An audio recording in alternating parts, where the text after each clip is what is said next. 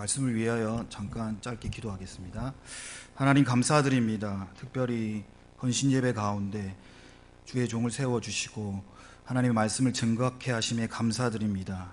이 시간 주님을 의지합니다. 주님이 필요합니다. 종의 부끄러운 모습은 십자가 뒤로 감추시고 오직 하나님의 영광만 나타나는 시간 되게 도와주시옵소서. 감사드리며 예수님의 이름으로 기도드립니다. 오늘 저는 주의하라 깨어있으라는 제목으로 하나님의 말씀을 증거하도록 하겠습니다. 특별히 실라와 디모데 헌신 예배로 설교할 수 있음에 하나님과 또 담임 목사님께 감사 인사를 드립니다. 성경을 살펴보면 실라와 디모데는 사도 바울의 신실한 동력자였습니다. 사도 바울이 1차, 2차 전도 여행 때 실라와 함께 했으며 실라는 끝까지 사도 바울 곁에서 복음의 사역을 도왔습니다. 그리고 디모데는 아시다시피 사도 바울의 양아들로서 목회를 이어받아서 아주 끝까지 사도 바울의 그 사역을 감당했습니다. 특별히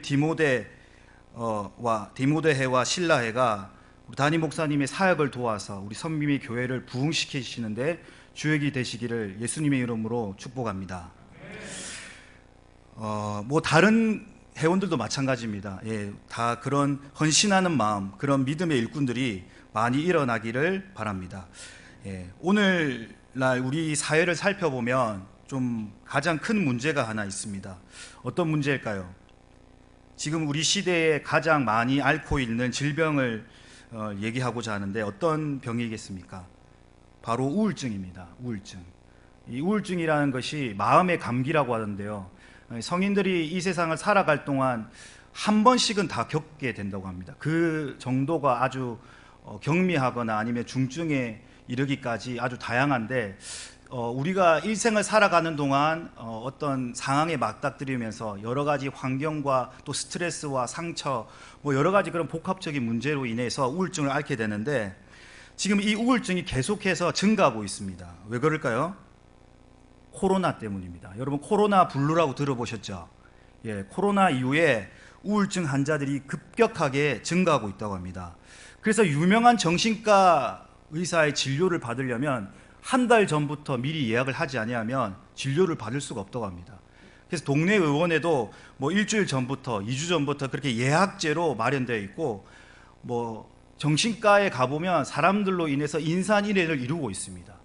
특별히 감사하게도 우리 성김의 교회는 늘 기도하고 말씀 보고 찬양함으로써 하나님의 영으로 충만할 줄로 믿습니다. 우리 우울증은 아무도 없는 줄로 믿습니다. 근데 이 현대가 그렇다는 거죠. 이 현대 많은 믿지 않는 또 믿는 사람들 가운데 이 우울증로 인하여서 너무나 힘들어하고 있습니다. 이 우울증의 특징을 살펴보면 어떤 증상이 있냐면 첫 번째로 무기력합니다.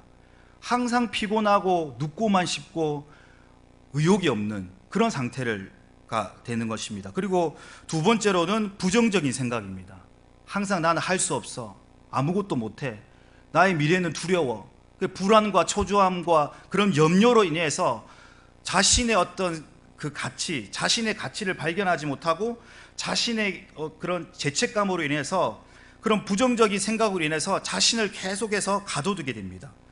세 번째로는 집중하지 못합니다. 집중하지 못하기 때문에 아무 일도 할 수가 없습니다. 책을 보지도 못하고 일을 하지도 못하고 심지어는 무단 결근에 이르기까지 합니다. 이런 우울증이 처음에 발견하면 약물 치료와 함께 심리 상담으로 충분히 치료할 수가 있습니다. 근데 우리나라 정서상에서는 어떻죠? 지금은 많이 개선됐지만 정신과 진료를 받는 것 자체가 숨기는 일이 되었죠. 근데 해외에 가보면 서양에서는 그냥 마음의 감기의 일종으로 합니다. 우리가 감기에 걸리면 약 먹잖아요. 병원 가잖아요. 그런 것처럼 우울증이 숨길 만한 죄가 아니라 우리의 뇌에 어떤 물질이 부족할 수도 있고, 그러니까 가볍게 이렇게 진료를 받으면 되는데 아직까지도 그런 인식이 있는 것 같습니다. 근데 이 우울증을 계속해서 치료하지 않고 방치하면 결국 어떻게 됩니까? 극단적으로는 자살에 이르게 됩니다. 그래서 우리나라 자살률이 OECD 중에서 제일 높죠. 제가 얼마 전 시사 다큐인가 KBS 하는 걸 봤는데 청년 고독사에 대해서 얘기하더라고요. 청년 고독사가 급증하고 있다. 저도 혼자 살고 있습니다. 독고 노총각입니다. 독고 노총각. 많이 넘은 노총각, 독고 노총각인데 남일 같지 않더라고요. 남일 같지 않아요. 그래서 유튜브에 보면 그런 독거농촌과 이런 뭐 자취남 이게 붐이 많이 일어납니다. 1인 가구로 인해서. 근데 그들의 삶이 행복하지 않습니다. 실제적으로. 저도 그렇습니다. 예수님과 동행하고 살고 있지만 가족이 있고 가정이 그립습니다. 그래서 이 급증하는 이 고독사, 그게 그 원인이 우울증으로부터 오는 거예요. 마음이 우울하고 슬프고 자신의 삶의 어떤 의미를 찾지 못하고, 그래서 이제 자살을 하게 되는데, 이게 우리 사회의 가장 큰 어두움을 대변하게 됩니다. 근데 제가 오늘 말씀드리고 싶은 것은 우리 한국교회가 더 경계해야 될 일이 있다는 것입니다. 그게 바로 뭐냐면 영적 우울증이란 겁니다. 영적 우울증에 걸린 많은 교회와 그리스도인이 있다는 것입니다. 영적으로 잠에 빠져버린 무기력한 한국교회의 모습을 보게 됩니다. 여러분, 오늘 말씀에 살펴보면 예수님께서 깨어 있으라고 계속해서 말씀하고 있습니다. 본문 36절 말씀, 홀련히 와서 너희가 자는 것을 보지 않도록 하라고 했습니다. 예수님은 계속해서 우리에게 깨어 있으라고 말씀하고 있는 것입니다. 근데 오늘날 한국교회의 강단의 설교를 살펴보면 천국과 지옥에 관해서, 그리고 주님의 오심에 대해서 그렇게 설교하는 설교자들을 찾을 수가 없습니다. 여러분 들어보셨습니까? 천국과 지옥에 관해서 주님이 곧 오십니다.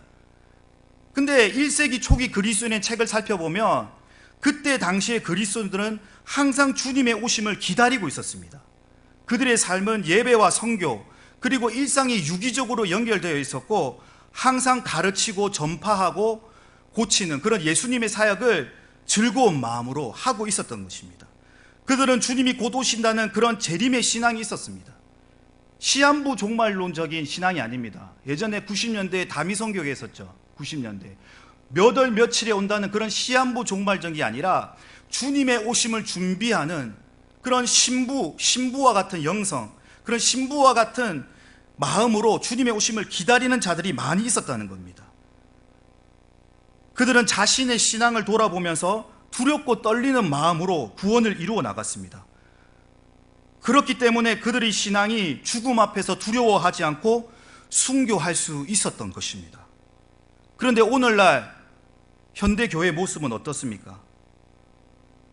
성경 말씀을 믿지 않습니다. 성경 말씀을 읽지도 않고 믿지도 않는 시대에 살고 있습니다. 하나님께서 일하심에 대한 기대감조차도 가지지 않고 있습니다.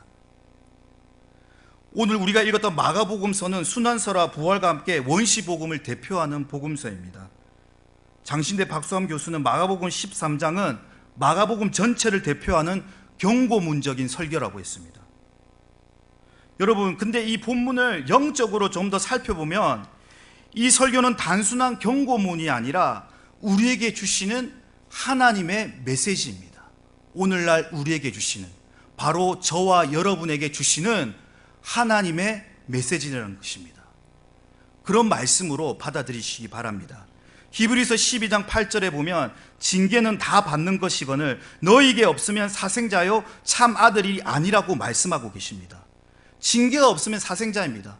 하나님의 사랑하는 자는 채찍을 합니다. 경고를 하죠. 우리가 신앙생활을 할 때 여러 가지 어려움이 오게 됩니다. 여러분, 그 템테이션과 테스트를 구분해야 됩니다. 마귀로부터 오는 유혹인가, 하나님으로부터 오는 테스트인가. 이 시험을 잘 구별해서 하나님은 우리를 어떻게 합니까? 더 연단시켜 갑니다. 정글과 같이 우리의 불순물을 없애는. 그래서 하나님은 사랑하는 자에게 채찍을 들입니다. 이스라엘도 어땠습니까? 이스라엘의 주변에 그 나라들을 들어서 이스라엘을 징계했습니다. 마찬가지로 우리도 영적인 하나님의 이스라엘 자녀인 것입니다. 부모가 매를 들지 않는 것은 자녀를 사랑하지 않는 것입니다. 요즘 뉴스에 보면 너무나 많은 학대 때문에 일이 일어나지만 또 반대적으로 보면 우리 아들 잘한다, 우리 자녀 잘한다 하면서 그냥 오냐오냐 키우다 보니까 버릇이 없고 예의 없는 애들이 너무나 많습니다. 극단적으로 나누죠. 부모가 되지 못한 그 자질을 가진 사람들이 아이를 던지고 아이를 방치하고 그러면서 아이가 죽는 그런 사태가 있고, 또 반면으로 너무 사랑한 나머지 그것이 매를 들지 않고 아이를 그냥 놔두는, 둘 다 부모의 자격이 없는 겁니다. 참부모, 오늘 어버이 주일에 목사님께서 설교하신 것처럼 참부모 밑에서 자라야 우리의 신앙이 올바로 설 수 있고 우리가 건강한 생활을 할 수가 있는 것입니다. 부모님은 사랑하는 마음으로 체벌을 하십니다. 매를 듭니다. 하나님도 마찬가지입니다. 오늘 우리에게 이 13장 말씀은 사랑하는 마음으로 우리에게 경고하시는 것입니다. 한국 교회가 잠을 자고 있다는 것을 자각하고 있지만 그 잠에서 어떻게 깨어나야 되느냐, 그러면 우리가 어떻게 해야 되느냐, 이런 대책안은 많이 찾아보기가 어렵습니다. 물론 지금도 부르심과 소명을 찾아서 그것을 붙잡고 어려운 가운데 목회하시는 그런 많은 목회자들과 또 보이지 않는 곳에서 그리스도의 빛과 소금의 역할을 감당하는 많은 성도들이 있습니다. 그렇지만 대부분의 지금 한국 교회를 보면 저는 그렇게 생각합니다. 기도할 때 제가 마음에 하나님께 받은 감동은 마귀가 수면제를 뿌려놓은 것 같아요. 한국 교회. 그래서 다 자고 있어요. 마태복음 25장에 보면 신랑이 더디옴으로 다 졸며 잘세라고 합니다. 성경은 교회와 우리와의 관계를 신랑과 신부로 비유하고 있습니다. 예수님이 신랑 대신 우리는 신부죠. 신랑 대신 예수님을 맞이하는 준비를 해야 되는데 신랑이 더디 오니까 다 졸며 자고 있다는 겁니다. 슬기로운 처녀가 되어야 되는데 미련한 처녀가 되어서 언제 오실지 기대함조차도 없이 살아가고 있다고 합니다. 여러분, 신호등을 보고 무시하는 사람은 없습니다. 여러분, 빨간불이 들어오면 어떻게 하죠? 차는 서게 됩니다. 사람도 서게 됩니다. 근데 파란불이 들어오면 어떻게 하죠? 파란불을 보면 당연히 건너죠. 차도 가죠. 근데 여러분, 블랙박스 무슨 이슈 이런 거 보니까 대부분의 교통 큰 사고는 어떻게 일어나죠? 신호 위반입니다. 신호를 지키지 않아요. 조금 더 빨리 가려고 노란불에 막 가는 거예요. 보지 않고. 우리 한국인의 특징이죠. 급한 성격. 그 급한 성격 때문에 지금 이제 5030 그런 제도도 나오잖아요. 그렇기 때문에 신호를 무시하면 대형 사고가 나는 것처럼 오늘 우리가 하나님의 말씀을 주의하여 살펴보지 아니하면 우리도 멸망할 수밖에 없는 것입니다. 하나님 앞에 그 진노를 담당할 수밖에 없는 것입니다. 그래서 오늘 우리가 이 말씀을 주의 깊게 한번 살펴보기를 바랍니다. 오늘날 우리는 뉴스와 신문을 동시에 살펴봐야 됩니다. 성경에서 말하는 것이 어떻게 성취되고 있는지를 주의하여 살펴봐야 되는 겁니다. 여러분, 우리가 오늘 읽었던 설교 제목도 있죠. 주의하라, 깨어있으라. 이것을 헬라어로 좀 더 깊게 살펴보면 주의하라는 뜻은 뭐냐면 맹수가 먹잇감을 노려보듯이 그렇게 집중해서 보라는 것입니다. 여러분, 우울증의 특징이 뭐죠? 집중력이 없습니다. 이것은 뭘 얘기하냐면 여러분, ADHD 산만한 아이들 있잖아요. 막 가만히 있지 못하는 아이들, 그런 애들 보면 집중하지 못해요. 가만히 있지를 못합니다. 가만히 있지 못하고 돌아다녀야 되고 딴 생각하고 그 집중력이 없다는 겁니다. 오늘날 그리스도인도 하나님 말씀에 집중하지 못합니다. 지금도 다 졸며 자고 있습니다. 여러분, 옆에 분 깨우시기 바랍니다.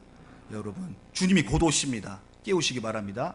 여러분, 깨어나야 됩니다. 그냥 잠이 아니라 우리 목사님께서 얘기한 것처럼 이것은 영적인 잠인 거예요. 말씀 시간에 잔다는 거, 그 영적으로 자기가 문제가 있다는 겁니다. 여러분, 정말 피곤하지 않는데 잔다는 것은 내 마음 상태를 돌아봐야 된다는 것입니다. 여러분, 그렇게 맹수가 먹잇감을 노리듯이 하나님의 말씀을 들을 때는 집중해야 됩니다. 집중하시기 바랍니다. 그리고 두 번째로 깨어나라는 실제적으로 잠을 쫓아내는 거예요. 여러분, 예전에 우리가 공부할 때도 막 사당 오락이란 말 있었지 않습니까? 4시간 자면 붓고 5시간 자면 떨어진다. 막 잠을 깨우면서 찬물에 세수하고 막 이렇게 막 찬바람 쐬면서 그렇게 열심히 했잖아요. 근데 신앙생활에 내 잠을 쫓아내는 데는 우리가 너무나 아니란 겁니다. 그냥 다른 사람도 다 그렇게 사니까. 예수 믿는 사람들 보니까 다 술 마시고 담배 피고 자기 마음대로 다 사니까 왜 너만 유별나게 구별돼 살아야 돼? 사람들이 그렇게 하는 거예요. 그게 바로 사사기 시대입니다. 자기의 소견에 옳은 대로 사는 거예요. 하나님의 말씀이 기준이 돼야 되는데 자기가 기준이 되어서 자기 보기에 옳은 대로 행하는 시대에 살고 있는 것입니다. 하나님 말씀을 기준으로 삼지 않고 있습니다. 마음의 중심에 하나님의 법을 두지 않는 거예요. 제가 저번 주에 잠언서의 말씀을 설교했습니다. 청년부와 함께 중고등부 나누는데 그 제목이 뭐였냐면 내 마음판에 새기라는 겁니다. 하나님의 말씀을 우리의 마음판에 새겨야 되는 겁니다. 근데 여러분 어떻습니까? 여러분 저번 주에 설교 기억하시는 분 있습니까? 할렐루야.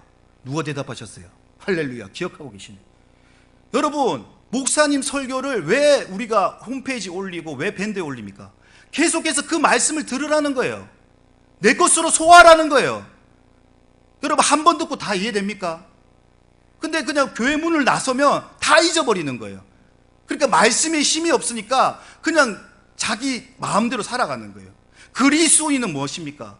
예수 그리스도를 구주로 임금으로 모시고 살아가는 겁니다. 내가 주인이 아니에요. 예수 그리스도가 내 삶의 주인이 되는 삶입니다.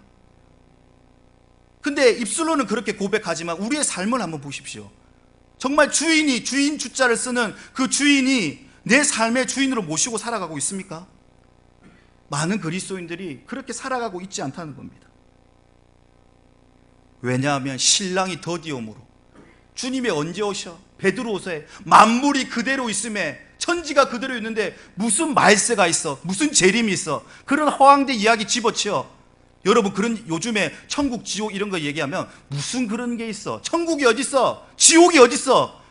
교회에서 다니는 교인조차도 그렇게 얘기합니다. 여러분 근데 우리는 사람의 말을 믿는 게 아니에요. 사람의 철학과 속임수에 자기의 귀에 좋은 말만 듣는 그런 사욕을 쫓을 스승을 두는 것이 아닙니다. 우리는 말씀으로 돌아가야 될 줄로 믿습니다. 안경을 벗고 맨눈 그대로 성경이 어떻게 말씀하신가를 주의하여 집중하여 살펴보아야 될 줄로 믿습니다. 말씀 그대로 믿는 자는 복이 되는 거예요. 말씀을 이리저리 해석하니까 이단이 되는 거예요. 짝을 맞추고 자기 멋대로 말씀의 흐름을 봐야 되는데 자기 그 교리에 맞는 구절만 골라 하니까 이단이 되는 거예요. 그게 다 넘어가잖아. 마음에 말씀이 없으니까, 마음에 말씀 두기를 싫어하니까. 여러분 왜 이단에 빠지는 거예요?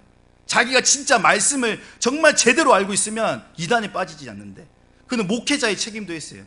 목회자가 참된 목자가 아니라 이 시대는 삭군 목자가 너무나 많습니다.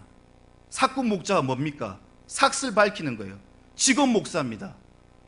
돈 벌기 위해서 목사하는, 목사 노릇하는, 선지자 노릇하는, 불법을 행하는 그런 목사들이 많기 때문입니다. 저도 마찬가지로. 우리가 언제 어디에 떨어질까를 항상 주의 깊게 생각하고 그 행위를 가져야 됩니다. 계시록 2장 5절 말씀처럼 그러므로 어디서 떨어졌는지를 생각하고 회개하여 처음 행위를 가지라. 만일 그리하지 아니하고 회개하지 아니하면 내가 내게 가서 내 촛대를 그 자리에서 옮기리라 하신 말씀을 기억해야 될 줄로 믿습니다. 이거는 단순히 계시록에 있는 교회에게 하시는 말씀이 아니에요. 우리에게 하시는 말씀이에요. 우리가 지금 십자가를 보면 감격합니까? 교회에 나와서 예배 드릴 때 정말 감동스럽게 찾아옵니까? 기대하는 마음으로 주일을 기다리고 있습니까? 여러분 어떤 마음으로 예배를 사모하고 있습니까? 여러분 어디서 떨어진지를 생각하십시오. 여러분 첫사랑을 생각하십시오. 주님을 처음 만났던 그 감격, 그 감동, 그것이 다시 일어나야 될 줄로 믿습니다. 그것을 회개하지 않고 그 처음 마음을 가지지 아니하면 내가 촛대를 옮기리라. 그건 뭐예요? 버림받을 수도 있다는 겁니다. 여러분이 죄 짓고 회개하지 않고 정말 예수님과 상관없는 삶을 계속해서 살아간다면 구원받는 자도 버림받을 수 있다는 것입니다. 디모데후서 3장 1절에는 또 이 세대에서 어떻게 경고하고 있습니까? 말세는 고통당하는 때라고 엄중하게 경고하고 있습니다. 사람들은 자신을 사랑하고 돈을 사랑하고 부모를 거역하며 감사하지 않고 배반하고 조급하며 쾌락 사랑하기를 하나님보다 더 사랑하는 시대에 살고 있습니다. 고통당하는 때예요. 자기가 지금 내 영혼이 고통당하지 모르면서 자신의 육신을 파괴하고 있는 거예요. 내 영은 신음하고 고통하고 있는데 사람들은 어떻게 해요? 자기를 사랑해요. 돈을 사랑해요. 감사는 찾아볼 수가 없습니다. 조급합니다. 하나님보다 쾌락을 더 사랑합니다. 여러분 오늘 본문 말씀에 어떻게 기록되어 있습니까? 오늘 우리 함께 다시 한 번 더 말씀을 읽어보고자 하는데요, 36절 말씀을 한번 읽어보겠습니다. 시작.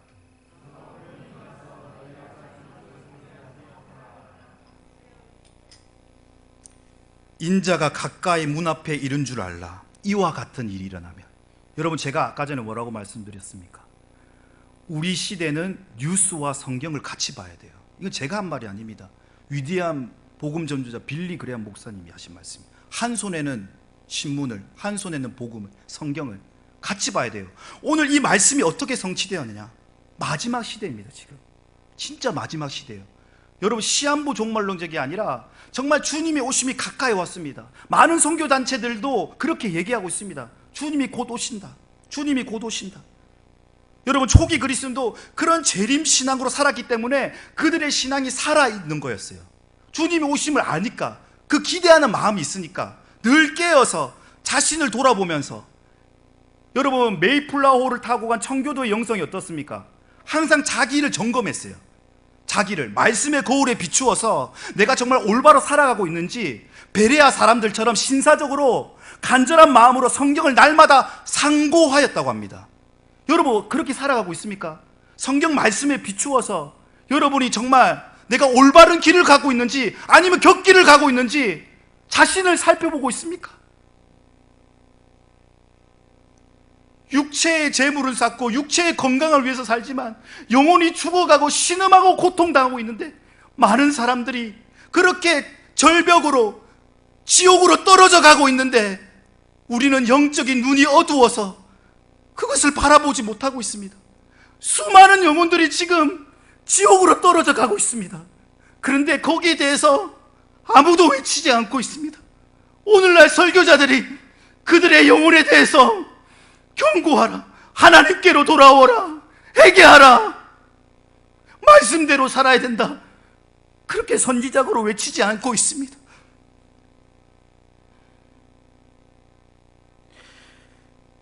저는 어린 시절부터 기도할 때 항상 제 영 가운데 주시는 하나님의 말씀이 있었습니다. 그 말씀은 깨어 기도하라는 것입니다. 저는 가정 환경 때문에 이사를 자주 가게 됐습니다. 어릴 때부터 이사를 여러 군데로 많이 전전하게 되는데요, 그것이 어떻게 보면 참 불행한 일일 수 있었지만 저는 여러 곳에 참 많이 살았습니다. 그래서 제주도만 빼고 다 산 것 같아요. 그래서 너무 감사해요. 저는 이사를 통해서 이렇게 전국 8도를 다 여행했어요. 그래서 너무 감사한데, 저는 제일 먼저 이사하면 찾아가는 곳이 뭐였냐면 교회와 기도원이었어요. 내 집 주위에 기도원이 어디 있느냐, 그리고 가장 가까운 기도 초소가 어디 있냐를 살펴봤어요. 그래서 항상 거기서 기도하기를 원했습니다. 근데 여러분, 제가 코로나 한 10년 전부터 이 기도원을 저는 여름이나 겨울 꼭 가거든요. 한 달씩 기도원을 가는데, 가게 되면 사람들이 점점 줄어들고 있더라고요. 한 10년 전부터 그런 현상이 일어나더라고요. 그래서 제가 예전에 정말 존경했던 그 전라도에 가면 곡성 다니엘 수양관이라고 있어요. 예, 그 길을 갔는데 기도굴에 들어갔는데 거미줄이 쳐져 있더라고요. 거미줄이 쳐져 있고 성전에 가니까 한 두세 사람 있더라고요. 정말 유명한 거든, 거기 박영문 장로님이라고 그 두고볼이라는 간증하신 분이, 진짜 지옥을 체험하신 분이, 그 살아생전에 간증하신 그 박영문 장로님이 세운 기도문인데 두세 명 앉아 있더라고요. 기도굴은 거미줄이 쳐져 있고, 그걸 보고 너무나 충격을 받았어요. 이렇게 기도하는 사람이 없구나. 제가 어릴 때는 어떻습니까? 제가 더 어릴 때는 막 그런 얘기도 들었어요. 막 가마솥을 싸서 3박 4일 동안 거기서 밥 해 먹고 밥 지어 먹고. 그래서 저는 제가 이제 경상도에 살았잖아요, 부산. 그래서 제가 정말 하늘산 기도 너무 가보고 싶었어요. 하늘산 맨날 얘기만 들으니까, 거기 가면 이제 방언을 다 하니까. 그래서 제가 한 몇 년 전에 갔는데 진짜 사람이 없더라고. 하늘산 기도원도, 그 옆에 있는 강남 금식 기도원도 사람이 없어요. 코로나 때문입니다. 코로나 전에도 그렇고. 근데 이 심각한 것은 뭐냐면, 이 코로나 때문에 사람들이 더 이제 갈리게 됩니다. 어떻게 갈립니까? 믿음을 지키는 자는 목숨을 걸고 믿음을 지키게 되고, 불법을 행하는 자는 더 불법을 행하게 됩니다. 이제는 극과 극이 되는 거예요. 미지근한 신앙, 중간지대는 없습니다. 이제 완전 사람은 거의 자신의 그 악마의 자신의 죄의 본성을 다 드러내죠. 여러분 뉴스를 보면 여러분 어떻습니까? 정말 상상하지도 못할 일이 일어나잖아요. 그게 뭐입니까? 마지막 때라는 거예요.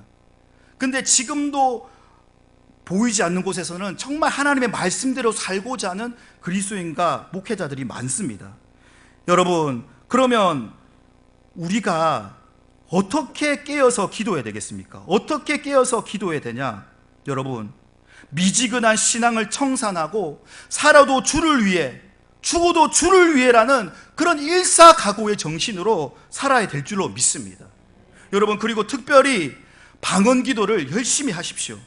방언 기도는 여러 가지 유익이 있지만 잠자고 있는 내 영을 깨우는 특효약입니다. 여러분, 방언 기도의 유익, 여러분 방언 기도의 능력을 풀어놓으라는 소책자가 있어요. 케네세기 목사님이 지은 책인데 방언 기도의 10가지 유익에 대해서 설명하고 있습니다. 여러분 그 책을 한번 꼭 읽어보시기 바랍니다.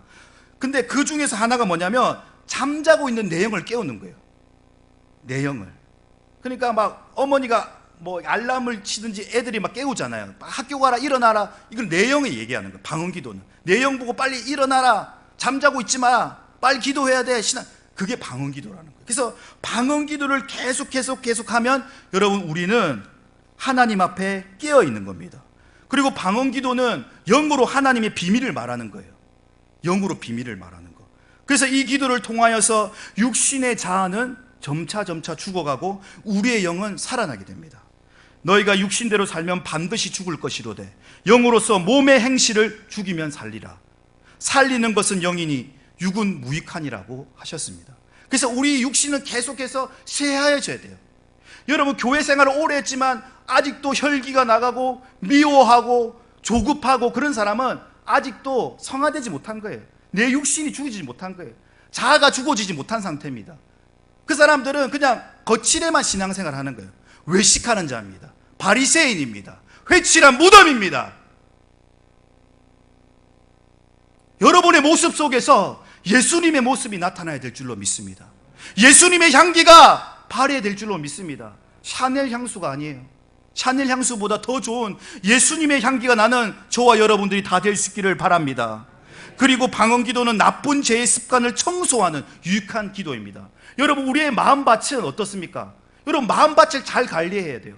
내면 세계의 질서와 영적 성장이라는 IBF 베스트셀러 책이 있습니다.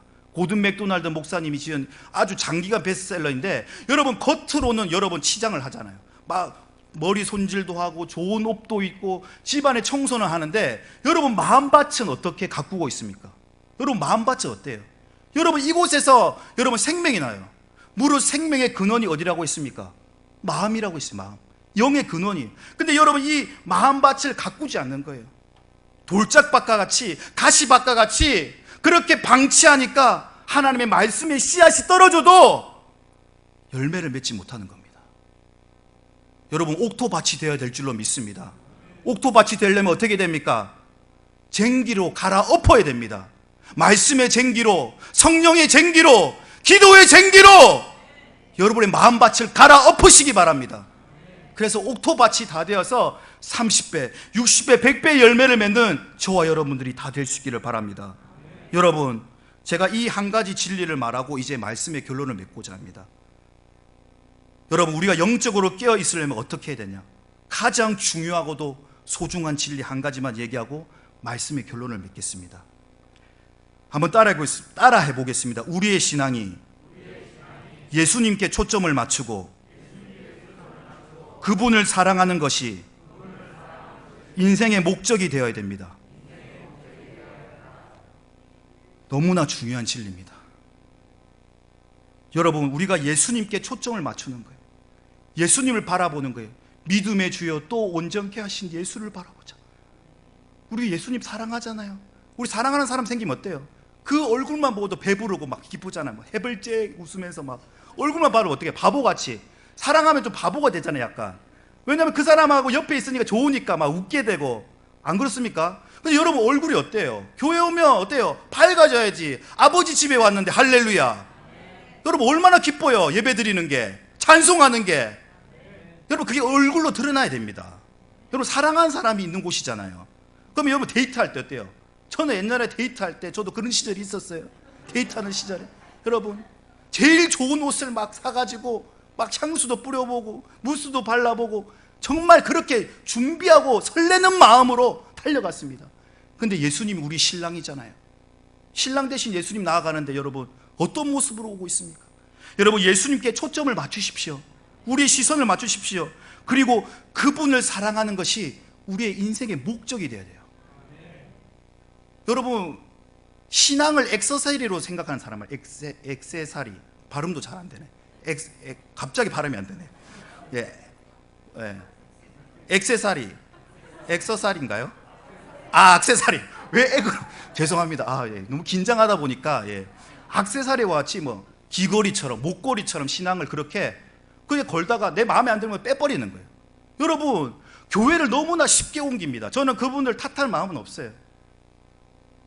근데 그분들을 자세히 살펴보면 그분들은 또 떠돌이 신앙합니다. 여러분 맞는 교회가 어디 있습니까? 하나님의 말씀 살아있는 교회, 그 교회를 봐야지 어떤 권사가 나에게 상처 주었네, 내가 뭐 장로 선거인데 떨어졌네, 뭐 이 집사가 뭐 뒷담화 했네, 이래 뭐 별게 다 그런 핑계로 교회를 다 떠나가요. 여러분 그게 어떻게 성숙한 신앙입니까? 그게 어떻게 신부된 모습입니까? 그렇게 액세서리 신앙을 버려야 될 줄로 믿습니다. 그렇게 할 때 우리의 신앙은 비로소 종교적이 되지 않고 예배를 드리는 것이 형식적이지 않게 되며 기도하는 것이 지루하지 않고 봉사생활이 의무화되지 않는 겁니다. 가장 중요한 걸 놓쳤기 때문에 여러분이 예수님을 사랑하는 마음이 없기 때문에 신앙생활이 종교생활이 되는 거예요. 여러분 기독교는 종교가 아닙니다. 저는 예전에 어릴 때 학교에서 종교란 해가지고 좀 짜졌어요.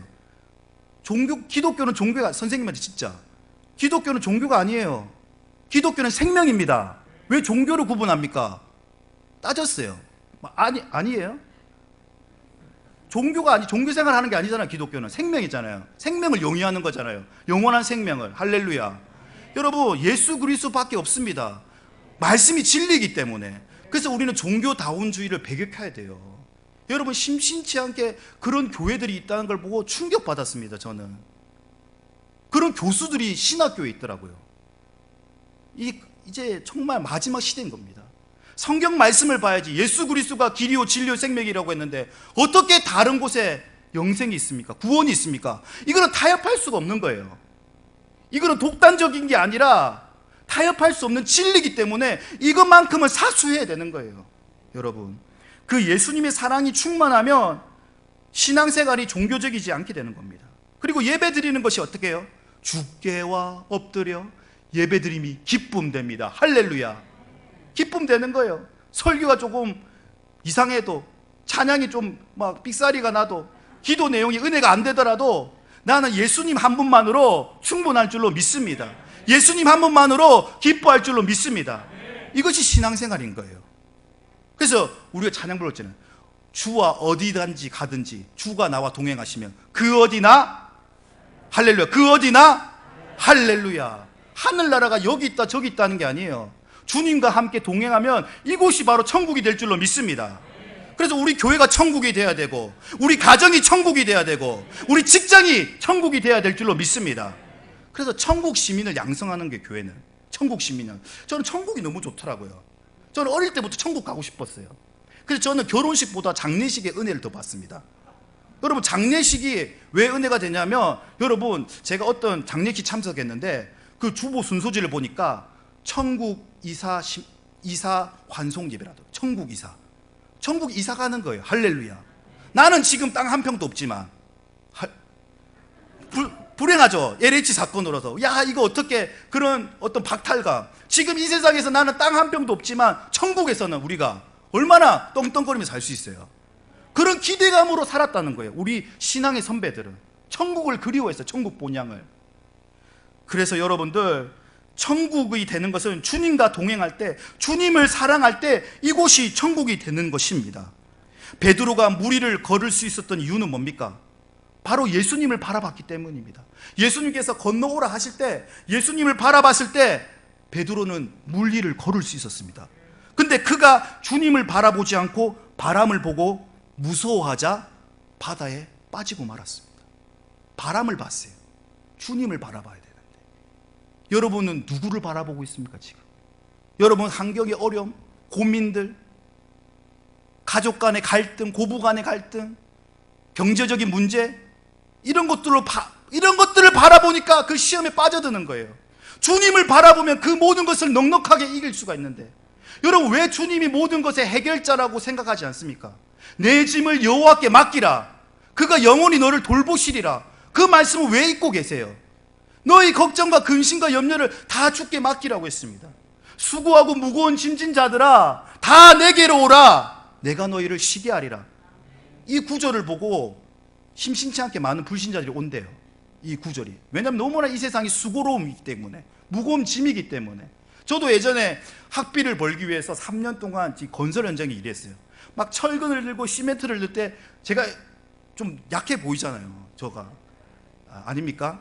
강해 보입니다. 할렐루야, 감사합니다. 그때 당시 약했어요. 그래서 막 철근을 들고 시멘트, 무거운 짐을 나 홀로 지고, 이거 참 많이 불렀어요. 견디다 못해 쓰러질 때. 근데 찬송을 부르니까 힘이 나더라고요. 할렐루야. 여러분 힘이 없습니까? 우울증 걸렸습니까? 무기력합니까? 찬송을 부르세요. 아멘. 찬송을 부르세요. 놀라운 일이 생깁니다. 찬송 부르세요. 할렐루야. 신앙은 단순한 겁니다. 어린아이 같이 돼야 돼요. 어린아이 지금 걱정 근심 있습니까? 어린아이 보세요. 없어요. 여러분이 걱정하는 거 이 세상에 일어나지 않을 일들까지 걱정하는 거예요. 세상의 모든 무거운 시험은 나 혼자 다 지고 있어. 주님께 맡기면 되는데 맡기지를 않는 거예요. 여러분 어제도 항서와 함께 바람이 세차게 불었어요. 정말 날씨가 정말 이상하죠. 저는 이 날씨를 보고도 야, 이제 진짜 마지막이 가까웠다. 오늘 기도한 거죠. 기후변화. 여러분 막 남극에 막 북극에 얼음이 얼고 갑자기 우박이 막 내리고 뭐 하산이 터지고, 여러분 이 말씀에 그대로 나십니다. 처처에 기근이 일어나고 지진이 나고, 여러분 마지막이 가까운 거예요. 그러면 바람을 볼 때 야, 주님이 가까이 오신다. 저는 시한부 종말론이 아니에요. 저는 날씨를 보면서도 자연을 보면서도 오늘 이렇게 화창한 날에는 야, 제가 우리 정원을 가니까 너무나 감사하더라고요. 우리 집사님과 장로님들, 목사님 수고하셔가지고 이렇게 아름답게 꽃을. 근데 천국은 저는 꽃동산인 것 같아요. 꽃동산. 나이가 어릴 때는 꽃이 별로 안 좋은데 나이가 드니까 자연이 좋아지더라고요. 그래서 자연 속에서 하나님을 발견하는 겁니다, 여러분. 얼마나 감사해요. 예, 그래서 우리의 바람이 불 때 그 바람을 무서워하지 않고 주님과 함께라면 그것은 성령의 바람이 불어오는 바람이 될 줄로 믿습니다. 여러분 마지막으로 제가 이제 이것만 얘기하고 진짜 말씀을 이제 마치겠습니다. 예, 저는 우리나라 소설 중에서 춘향전을 참 좋아해요. 춘향전. 영화로 보신 분 있으면, 아니면 책으로 읽으신 분. 책으로 읽으신 분 많이 없으시죠? 영화로는 많이 봤는데. 근데 이 춘향전을 한번 책으로 한번 읽어보십시오. 근데 감동이 2배가 됩니다. 저는 왜 그 춘향이를 좋아하냐면 이 이몽룡이가 암행어사가 됐잖아요. 근데 자신이 암행어사가 된 걸 숨겨요. 숨기고 어떻게 옵니까? 거지로 와요. 거지로 분장해가지고. 저는 그게 너무나 놀랍더라고요. 그래서 왜 거지로 오냐? 춘향이의 마음을 테스트하기 위한 거예요. 맞죠? 요즘 어떻습니까? 요즘 여자들 보세요. 제가 결혼하지 못한 이유가 여기 있는 거예요. 여러분 중심을 보지 못해요. 사람은 외모를 보거니와 나 요한은 중심을 본다는데 모든 여자들이 요즘 외모를 봐요. 요 피지컬 안 되잖아. 70도 안 되는 이 피지컬. 그래서 제가 이렇게 하지만 하나님께서는 반드시 할렐루야 춘향이 같은 좋은 처자를 주실 줄로 믿습니다. 기도하고 있습니다. 여러분도 중보해 주십시오. 제가 공개 구원했습니다. 여러분 공개적으로 중매해야 됩니다. 근데 바울은 그런 중매쟁이 역할을 했어요. 예수님과 그리스도의 중매쟁이 역할. 그 바울이 그런 역할을 했다니까 말씀에 그렇게 나와요. 내가 너를 한 남편인 그리스도께 정결한 처녀로 너를 중매하려 함이로라. 그렇게 기록되어 있습니다.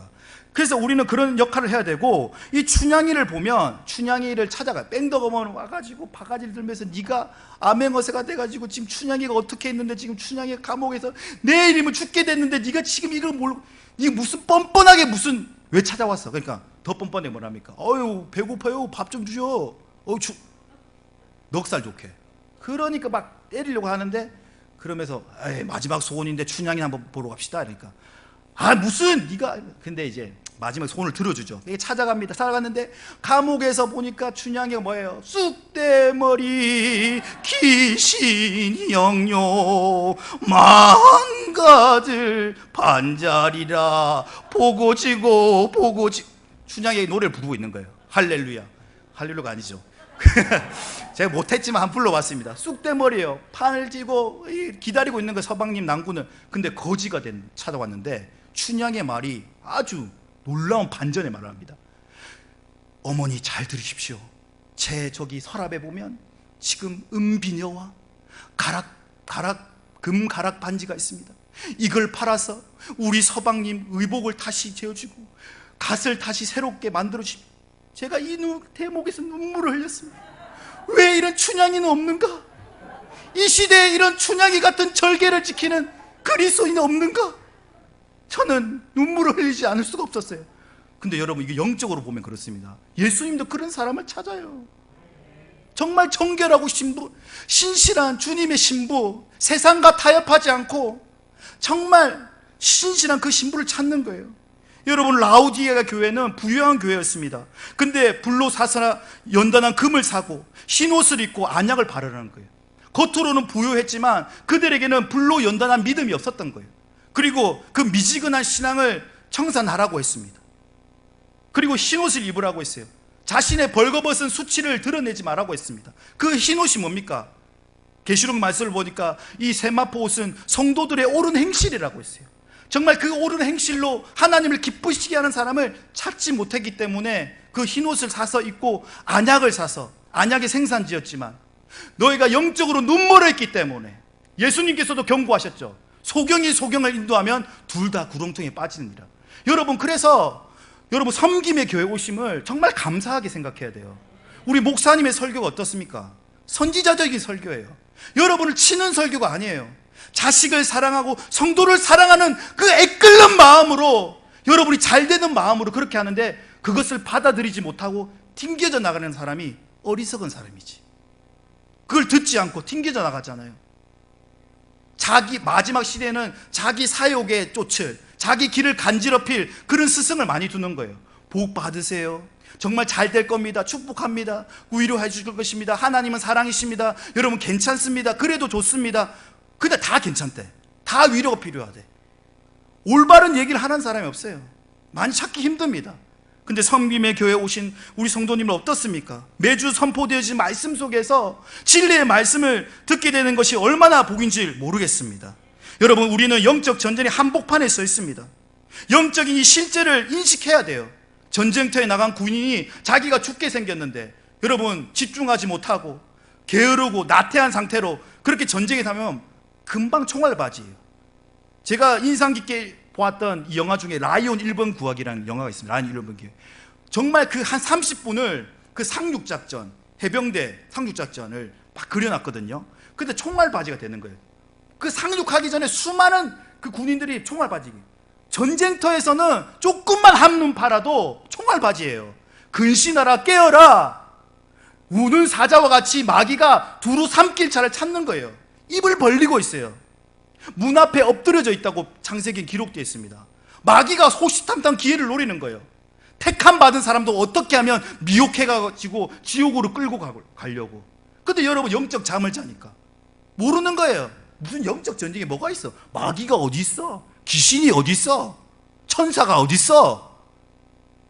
교회 다니는 사람조차 그걸 부정하는 거예요. 여러분, 분별해야 될 줄로 믿습니다. 마지막 시대에 꼭 필요한 것은 영적 분별력이에요. 영적 분별력. 가짜가 판을 치는 시대입니다, 여러분. 그리고 마지막으로, 진짜 마지막입니다. 하나님을 사랑하는 사람은 그 형제를 사랑하게 되어 있습니다. 누구든지 하나님을 사랑하노라 하고 그 형제를 미워하면 이는 거짓말하는 자니, 보는 바 그 형제를 사랑하지 아니하는 자는 보지 못하는 바 하나님을 사랑할 수가 없느니라. 베드로전서 4장 8절, 무엇보다도 서로 사랑할지니 사랑은 허다한 죄를 덮느니라. 로마서 13장 10절, 사랑은 이웃에게 악을 행치 아니하나니 그러므로 사랑은 율법의 완성이니라. 할렐루야. 하나님을 사랑하는 자는 이웃을 사랑하게 돼 있어요. 그것이 정상이에요. 우리 사랑하는 청년부 지체 중에서 정말 이런 고백을 하더라고요. 하나님을 사랑하는, 하나님의 내가 관계가 친밀하면 자연히 그 사랑이 흘러가게 돼 있대요. 그래서 내가 아니 어떻게 자매님 그렇게 잘 섬기고 어떻게 그 사람들을 잘 사랑해요? 하나님과 관계가 친밀하면 그게 당연히 되는 거예요. 너무나 쉽게 얘기하더라고. 하나님과 친밀해지고 하나님을 사랑하면 그 사랑을 흘러보내게 돼 있어요. 그래서 이곳이 사랑이 넘치는 거예요. 할렐루야. 우리 섬기는 교회는 서로 사랑함으로써 율법을 완성하고 사랑이 넘치는 그런 교회가 되어야 될 줄로 믿습니다. 천국은 이기는 자가 가는 나라입니다. 우리의 매일의 삶에서 승리가 필요합니다. 매일매일 죄에서 싸움에서 승리하는 비결은 바로 주님을 무엇보다도 뜨겁게 사랑하는 겁니다. 주님 사랑하기를 놓치지 않고 끝까지 믿음의 경주를 완성하여 우리가 주님 배울 때 잘하였도다, 착하고 충성된 종아, 나와 함께 천국 잔치에 참여하자, 그런 주의 음성을 들을 수 있는 저와 여러분들이 다 될 수 있기를 예수님의 이름으로 축복합니다. 기도하겠습니다. 하나님 감사드립니다. 오늘 말씀을 통하여서 우리 자신을 살펴보며 말씀의 거울에 비추어서 우리가 지금 어디에 있는지를 보게 하시니 감사드립니다. 풀은 마르고 꽃은 시드나 우리의 하나님의 말씀은 영영토록 세워진다고 했습니다. 우리 마음판에 주의 말씀을 새기게 하여 주시옵소서. 우리의 마음의 중심에 주의 말씀이 기준이 되게 도와주시옵소서.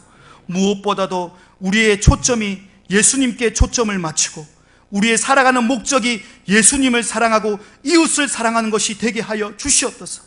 그래서 우리 가정이 천국이 되고 우리 교회가 천국이 되고 내가 다니는 직장이 천국이 되는 그런 하나님 나라가 오게 하여 주시옵소서. 감사드리며 예수님의 이름으로 기도드립니다.